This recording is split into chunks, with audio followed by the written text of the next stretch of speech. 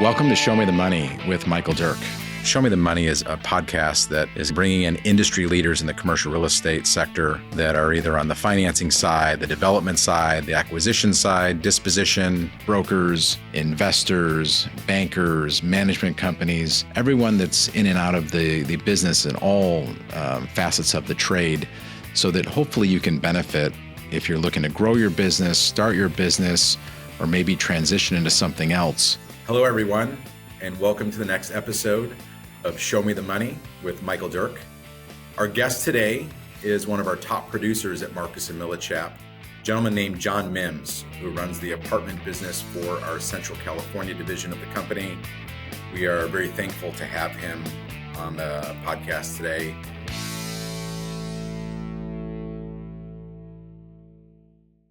John is one of the most active brokers, not just within our firm, but in the business and that whole portion of California, which is a booming market over the last many years that he's been with the firm. So without further regard, I want to introduce Mr. John Mimms. John specializes in the sale of 30 plus unit multifamily investment assets in Central Valley and 5 plus unit investment sales in the Central Coast. He is an expert at creating wealth for his clients by analyzing their portfolio and determining how best to plan sales, purchase of properties. John began his career with Marcus Millichap in 2012, 13 years ago, at the Newport Beach office. Prior to joining the nationally acclaimed Marcus Millichap team, he had several years of commercial real estate in his hometown of Fresno while working at firms such as CB Ellis and Sperry Ness. John built a very solid reputation amongst his peers for being an agent that is both assertive and ethical in character for his clients, as well as business transactions with local real estate professionals. Through his hard work and diligence in the last 10 years of being in the real estate industry, John has successfully established a remarkable presence in the highly competitive field of multifamily agents and has personally closed over 7,500 multifamily units since joining Marcus Millichap. Not only was he initially promoted to overseeing the Multifamily Division as senior associate in the newly opened office in Fresno, but was also promoted to Vice President of Investments in 2016, First Vice President in 2017, Senior Vice President in 2019, and then to Senior Managing Director in 2020, where he currently still holds the title for the last 5 years. Marcus Millichap recognizes John's contribution to the successful exposure of the company in the Central Valley. John has been a top 40 agent in the company for the last 2 years, and obviously his reputation speaks for himself. I have personally been working with John in and out of deals for the last 10 years, and very thankful to, again, have him here and to speak firsthand about the market. John, welcome to the show. Thank you, Mike. I appreciate it. Of course. You've had incredible trajectory on your career in the business, from starting at Marcus in 2012 to working your way up to a senior managing director. What were the key moves and moments that really accelerated that growth? If you can kind of give us a little background there of maybe why you came to Marcus and, how it's kind of moved from there, please. Yeah. So, like you mentioned, I started out working with my father, who's been in the business. He was in the business for over 30 years. And he kind of did all kind of product types, and I wanted to focus on one product type. And he wasn't the best mentor. He was very old school, and he had his, list of clients that he worked with, a lot, and they were closing deals like crazy. They were buying deals and selling deals, and they were using him exclusively. And I decided to kind of go off on my own. So I ended up moving to Newport Beach, and I interviewed at CB Richard Ellis, Marcus Millichap, JLL. I mean, you name it. I interviewed with them, and I hit it off with the manager at Marcus Millichap. He was my type of guy. I knew the name, but I didn't know much about the firm. And I kind of did my homework, and I felt very comfortable with going to Marcus Millichap, and it was kind of something new to me because I'm in Newport Beach. I've only been there a few times to visit, and didn't have any friends. I had one buddy that moved there as well, But it was a great experience. I worked with a fantastic agent who's a good friend of mine to this day, Tyler Leeson. And I started coming back to Fresno for friends' weddings and things like that. And I would just start calling apartment owners, and I would jot down all these addresses and go back to my Newport Beach office and call these owners. And they didn't know what was going on in the market. They didn't know what their property's worth. They didn't know what rents were, what was going on in the rental market, et cetera. And in Orange County, you make a call to somebody, they've had 50 calls before you even hit them. So I saw the huge opportunity. I didn't see myself living down in Newport forever. All my friends and family are here in Fresno.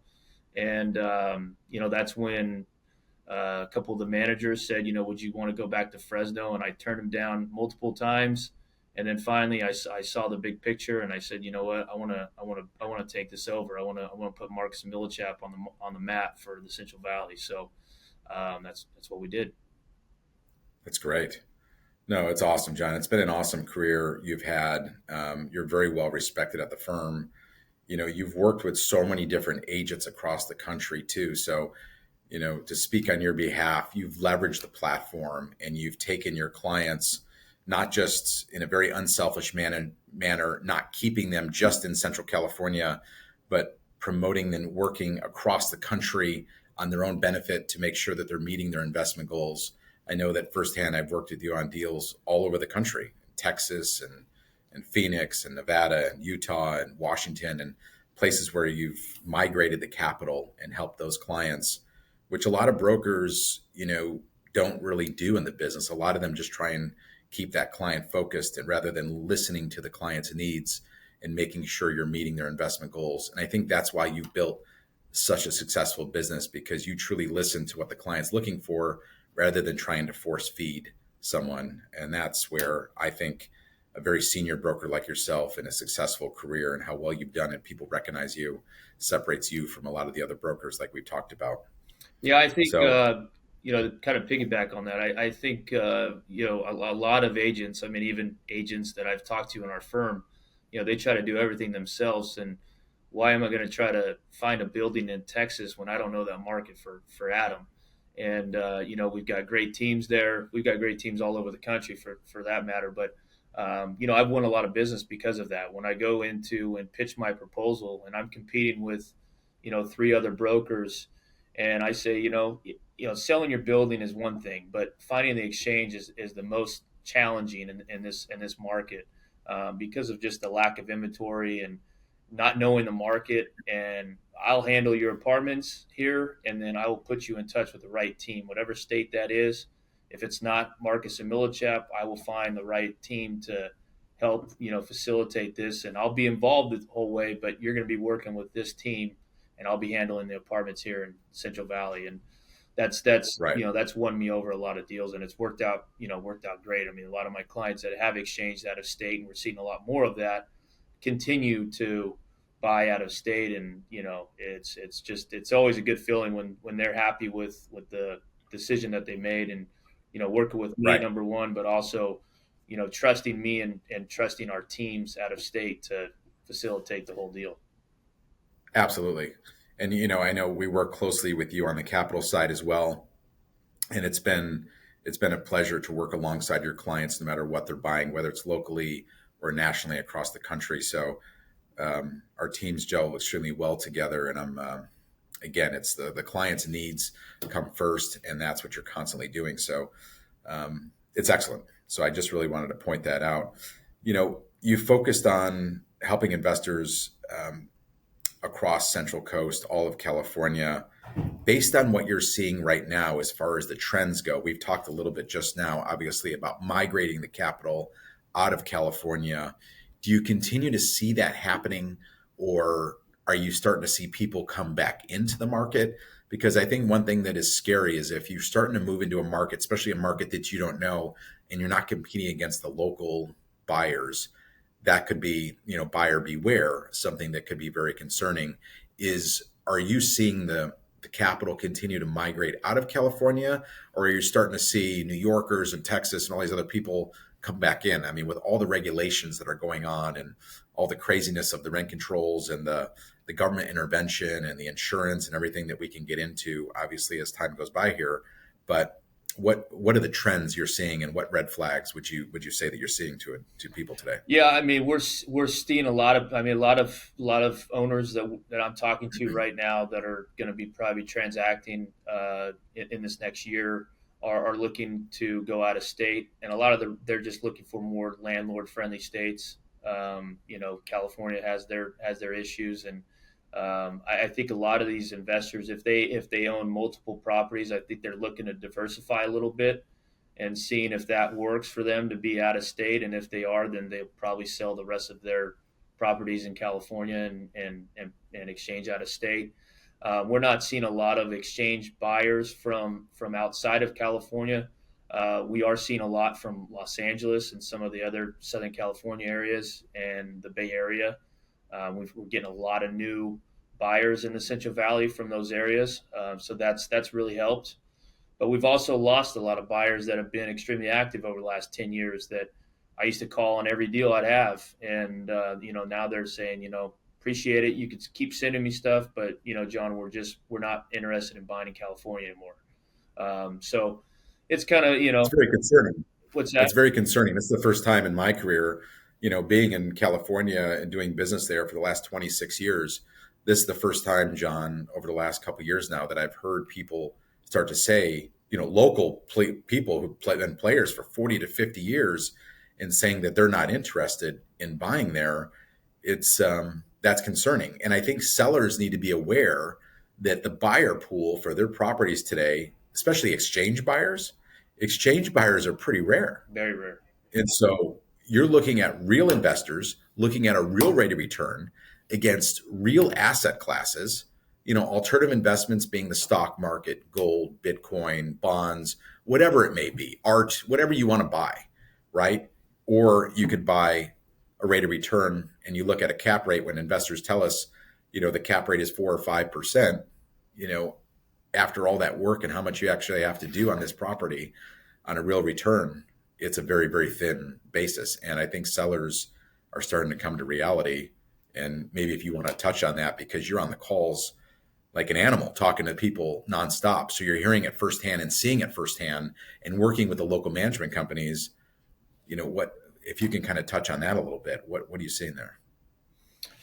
Yeah, I mean, the market, I mean, in the Central Valley has been very strong. I mean, it's the vacancies are low. I mean, during COVID and everything, the everybody was paying rent. I mean, it was very seldom that we were finding properties that people were not paying rent. So it's been extremely strong. Vacancies low, but our rents have softened a little bit, but nothing to worry about. I think that will eventually come back, and it's more of kind of the A and B type areas. It is scary to think that so many people. I mean, we've sold some buildings over the last couple of years from families that are born and raised here in the Central Valley that have always been big players here, and we've sold buildings for them, and they've told me 8 years ago they would never ever sell. They want to keep buying, and then now they're selling buildings here and exchanging out of state. So that is a little worrisome, but we're also getting a lot more capital coming in from other parts of California, that people that don't want to leave California necessarily, and they feel like the Central Valley is the safest place to park money. Which I agree. I mean, I think the fundamentals are there. I mean, our job growth is not crazy by any means, but vacancies are low. Rents are pretty steady. They have dripped a little bit this year, but I do think that will come back around. And delinquency is pretty low. That's good. And that comes down to the cost of living too. The cost of living there is so much cheaper than going to Northern California or Southern California. The cost of living in these places, I mean, people can only afford so much on a rental basis, right? I mean, landlords keep thinking, and you talk to clients, I'm talking to clients every day, and they just keep talking about raising rents for the foreseeable future. But eventually, when your groceries cost $100 a bag, and your car insurance and your health insurance and your life insurance, all these insurance keep going up and up. And, just the cost of everything has gone so crazy. there is a fine line where tenants can only afford so much. So I can see people now starting to migrate, like you're saying, out of Southern California, Northern California, to go into more, maybe workforce housing or places that are more affordable, because I think you'll have a migration of people there that are going to be able to stay and sustain that quality of living versus other areas where, I was just in West Hollywood today. We're doing a portfolio there right now. And, one bedrooms are getting 2,600 to 3,000. Two bedrooms are getting up to 42 to 4,400 bucks. And this is not even class A.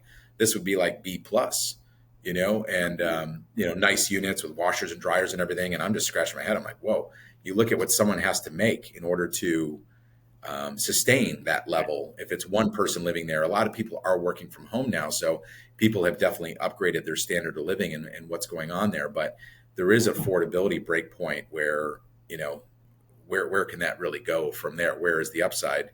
And obviously we've seen and talked about it on many deals, John, and maybe we can segue into that deal that we just closed up in Merced yesterday, a very, very fresh deal. But the insurance costs are just, I know we started talking about that a little bit before we started filming. People can't even fathom that their insurance has tripled in the last few years.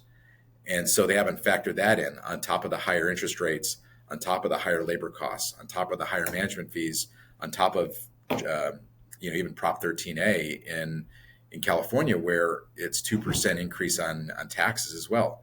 All these incremental increases with rents relatively flattening out or decreasing in some cases at a lower NOI, and these rates staying the same. Right now, we're sitting this morning at like a 406 on the 10-year Treasury. The price of money, arguably, if you could do agency debt, you can get some money in the high fours, but respectively, most of the price of money is between 5.5% and 6% today. So it is concerning, but hopefully, we'll start to see, more normalized activity as the prices have softened a little bit. And I think your client, Tim, who actually just closed that deal yesterday, maybe if you want to touch on that, what were his motivations on buying that deal? So that's actually a fresh live deal that we just closed less than 24 hours ago, that maybe if you want to tell the audience a little bit about, how that came about from the seller standpoint and the buyer, and, talk about a real live deal instead of you just talking hypothetically. Yeah, so that deal, it's been owned by a family up in the Bay Area for 20 plus years. I spoke with the father many times, but he's never looked to buy or sell. He was kind of just a hold for long term type person, and he unexpectedly passed away about a year ago, and I got a call from the son, and he called me from my postcards and things that he gets in the mail, and called me and just said, hey, we're thinking about selling this property in Merced. What do you think it's worth? So I went and met with him and the brother, and we had a great meeting. And he said, we are talking to a couple other brokers. I said, that's fine. I said, I'd love to put together an evaluation for you, and then come back and sit down and go through it. They weren't exchanging; they were just going to cash out and be done. So we ended up getting the listing. It's a very, very nice property in a great area of Merced. Very rare opportunity. Single story, Right. 2 bedrooms. That part of Merced, there's very little sales over the last 10 years. And the buyer, who's a client of mine for the last 8 or 9 years, we've done 6 or 7. I've sold 6 or 7 properties to them. I knew this was a deal that they would like. They purchased a building. Actually, Michael did the financing on that as well in Chowchilla, just outside of Merced. That was single story, and he's always told me he wants to buy more that are similar to this building. So we ended up getting him the deal. It was very competitive. We had quite a few offers. Most of them were from Los Angeles. So that just shows you, a lot of these LA buyers over the years, they only wanted to get into Bakersfield and maybe go as far north as Fresno and nothing else after Fresno. That'd be more of the Bay Area type buyers. And now we're getting LA money coming all the way north up to Merced, Modesto, Stockton. So yeah, it was very, very clean deal. No deal's easy by any means. But we were able to get it done. It closed yesterday. Yeah, which is excellent. I think the terms we ended up securing, we he locked that interest rate, at perfect timing. I think all in, we were able to get almost 65% leverage at an all-in interest rate at 5.42%. And it was incredible how we were able to get that come together. He definitely timed that really well because Treasury shot up right after we locked it. So yeah, the nice thing too, in working closely with you, John, and your team is the basis to be very proactive with clients, working on the timeline on the purchase and sale agreement and making sure the client's in position to be able to lock that interest rate because, if we lock that rate at 6%, we lose probably 10% loan proceeds. The rate of return goes to nil. It's a completely different animal. So you really optimize the proceeds for the seller. And I know the buyer's very happy to secure that asset because there's just not a lot of velocity there. And he's very happy with that. Obviously, owning the other assets in and around the area, he has economies of scale with management, and he's obviously going to do very well on that basis. But yeah, so with that being said, we've talked a little bit about what really differentiates you from other brokers in the space. And behind the scenes, John, I know that you're thinking about things over the weekend and preparing for your normal work week, maybe in talking to some of the younger brokers who are thinking about some of the younger people maybe thinking about getting into the space, or some of the brokers who've been in the business maybe 3 to 5 years. You're consistent, John. I know you're in the office at probably 7 o'clock every morning. You're staying late. You're working on weekends if needed. I know that you have the Sprinter van where you can go and drive all over California to meet clients firsthand. You're doing things that are exceptional outside of most people, not only in real estate world, just in business in general, to be successful. And so maybe if you can touch on that a little bit about what you've done to kind of, grow into that and tell people what it's going to take. Yeah, I mean, I think the recipe to success is well, nothing simple in this business by any means, but I think if you just stick to the business and what you have to do, I mean, it's putting in long hours, it's time management. Time management is key in this business. A lot of agents, especially starting out, they spend all day working on a proposal, and they're taken away from making phone calls. That's why I've always been a morning guy. I always get in early, and that's when I handle all my proposals, any emails that I need to take care of for escrows or anything like that. And then the rest of the day, it's making calls and talking to owners. And I think one of the things that's helped me the most is just a willingness to travel. A lot of my competitors, I mean, it kind of blows my mind. There's some clients that I've met with that have worked with some of these guys for 15, 20 years, done, a handful of deals with them and never met them once. And that just blows my mind. I mean, I'm at every single appraisal. I'm at every single tour. I mean, you name it. If I'm not there, I have a medical issue or family something's major. It's not just, I can't make it. I've got something else to do. So I think a lot of people, and I have talked to a lot of people in our company that they, man, you're crazy for driving 4 hours for a 20-minute meeting. And it's gotten me a lot of business. I mean, it's people are very, a lot of people will say, hey, if you want to come to San Francisco, go ahead, or we can just do a Zoom call. I'm happy with a Zoom call. Nope, I'll be in San Francisco. I'll be there tomorrow morning. Right. And I think that's what's kind of separated me is not just my work ethic, because I always had the work ethic. It's just doing these little things that a lot of my competitors aren't, and just staying in front of people. I mean, as well as I do, is this business all about building relationships. So, I mean, there's some apartment owners that live in the Bay Area or down south that I've been talking to for years. And anytime I'm down there for a meeting, I'll call them and say, hey, I'm going to be down in LA tomorrow for a meeting at 11. Do you have time for a cup of coffee, or so I swing by your office at 1 o'clock? And it's either yes or no. If it's no, I usually go by their office, drop off a business card, and just say, hey, can you let Michael know, John Mimms from Marcus Millichap in Fresno stop by. And I've gotten a lot of business from just doing the little things like that.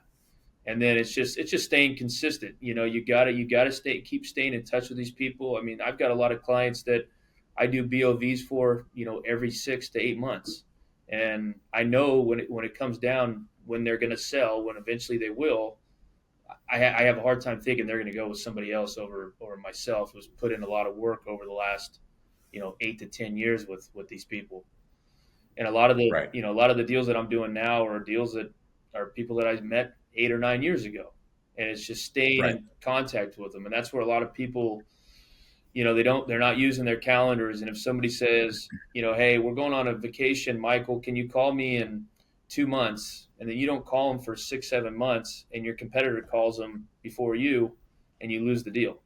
Right. So it's just staying consistent, doing whatever it takes to get in front of owners. If you have to drive, I mean, before I had my Sprinter van, when I was starting out, I mean, I used to drive to LA one day, the next day to San Francisco, the next day to San Diego. I mean, I was traveling. My manager called me the world traveler. And I mean, I used to drive like crazy. I was putting 50, 60,000 miles on my car, and it was just to Wow. get in front of apartment owners. It was, I mean, that Mhm. plain and simple. When I first started, nobody knew my name, nobody knew who I was, nobody knew what I did, and my goal was to get in front of every single apartment owner. And I mean, I haven't gotten in front of every single apartment owner, but I've gotten in Right. majority. Well, you've done it. And I think that's how you and I connected so many years ago when you were surprised when I said we started our first deal together. You gave me a shot after we met at a work function, Yeah, probably, I don't know, 6, 7 years ago. And I showed up too. I think that's how you and I click so much and pressing the flesh and being there on point, whether COVID's going on, whatever excuse you want to make about what's going on in the world, there's always going to be something. There's always going to be family issues. There's always going to be traffic. There's always going to be weather. There's always going to be something. But it's the people that consistently show up day in and day out and execute without the excuses are the people that survive and obviously do exponentially better in this business and gain market share while the times are tough. Like over the last 2 to 3 years, I think you and I have probably gained more market share than we'll ever dream of. We don't feel it right now at this moment, but I remember back during the subprime days back in 2008, 9, and 10, working tirelessly round the clock. But once 2012, 13, 14, 15 came up, it was like, whoa, we started to work with players who I met during the worst of times, who I would have never had an opportunity to work with through the best of times. right. But when I gained them during the worst of times, that's how it transgresses right into, um, significant volume of business in the road. And that's obviously what you've done.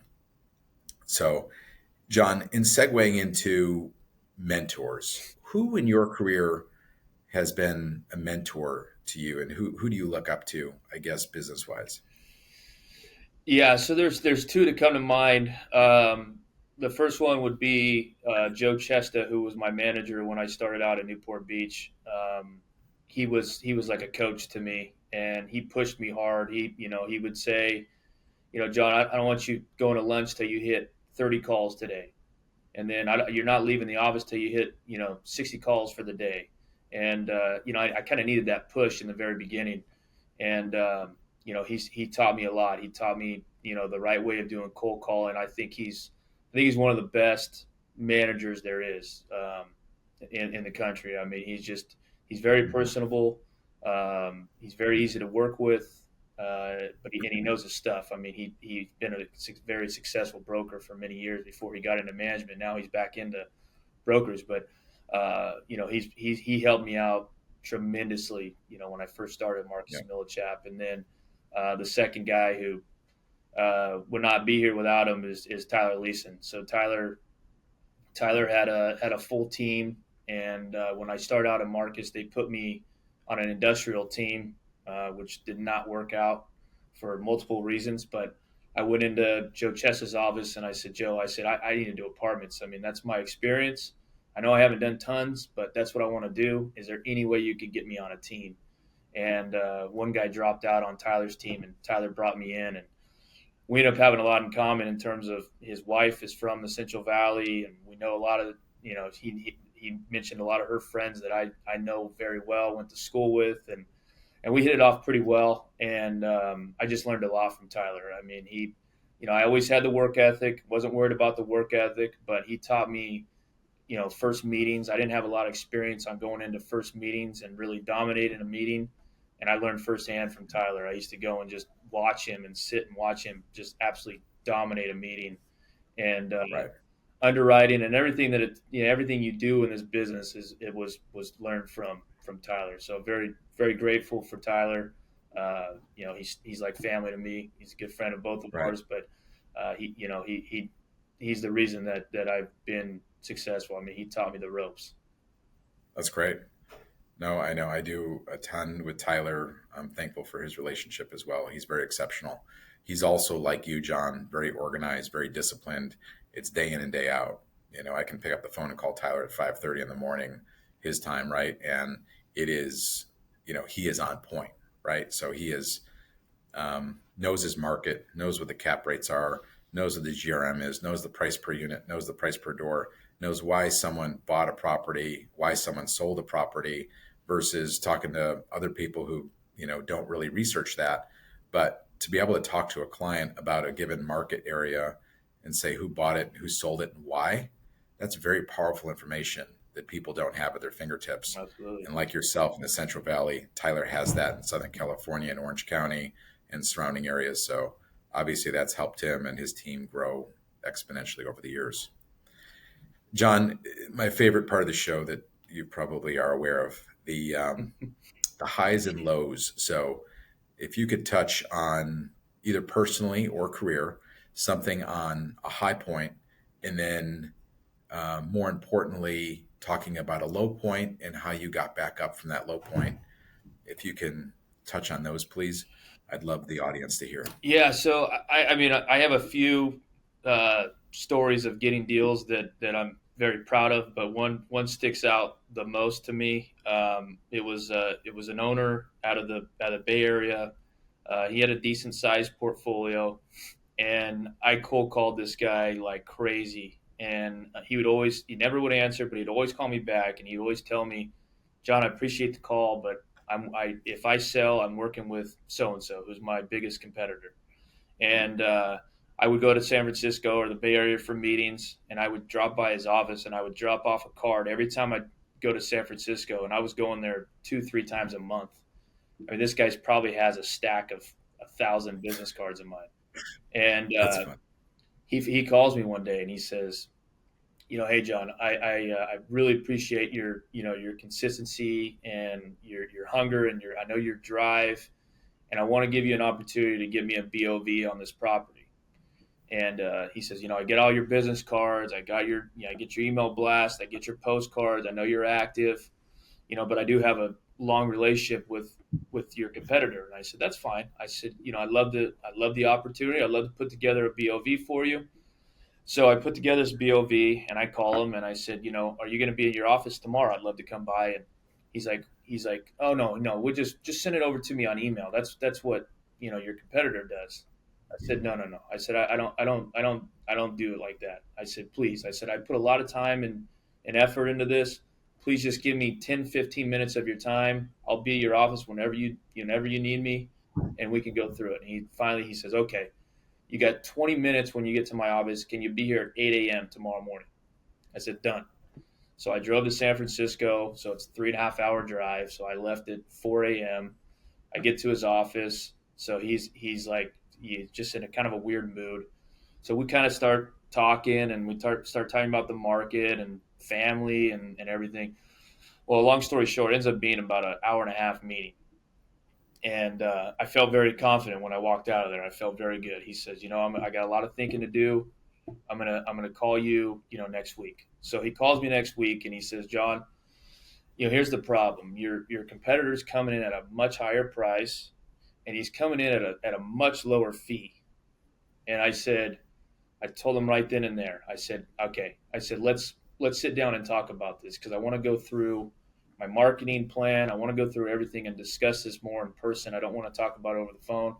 So once again, he gives me an opportunity to meet with him. So this time I meet him at his country club. And when I pull up there, I see him, and he's got his wife with him and his 2 kids. I said, okay, well, this could be a good sign. And so we're sitting there having lunch, and everything's going well. And he says, you know what, can you give me some time to discuss this with my family? And I said, absolutely. So he comes back about 10 minutes later and brings me back inside. He says, John, okay, we want to work with you. Can you come to this price? And I said, I cannot do that. I said, I'm pushing the envelope as high as I can. I said, if we go any higher, we're not going to get activity. It's going to go stale. It's going to sit on the market forever. Trust me on this. Like, we need to list it at this price. And I would not be surprised if it goes over asking price, but we got to start here. And then he says, can you come down on your commission? I said, I can't do it. I said, I'm not willing to come down. My competitor was willing to do it for 1%, and it was a very low fee. And I said, that's weak brokerage. That's somebody who's not going to work for you. I'm gonna bust my butt to get this price and get as many people into the door and get as many offers as we can. And so, long story short, I ended up walking out there with a listing agreement at my price, at the commission that I asked for.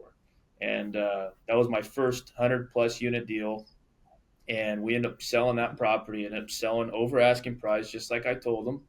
We had, this is back when buyers were going non-contingent and the whole nine. We had, I think, 16 offers on this deal. The buyer who we chose went non-contingent day one, passed through $550,000. And I ended up listing 3 other properties for them shortly after that, and similar type stories. We ended up getting multiple offers, and so it ended up being a really good client of mine. And this is a client that had this 30+ year relationship with one of my competitors. Right.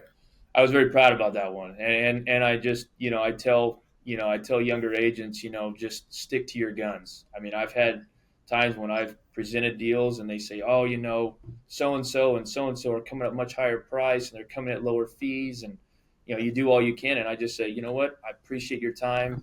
I wish you the best of luck, but I just can't get there. And they've called me back and said, you know what, I appreciate you, staying with your gut, and we're ready to move forward with you.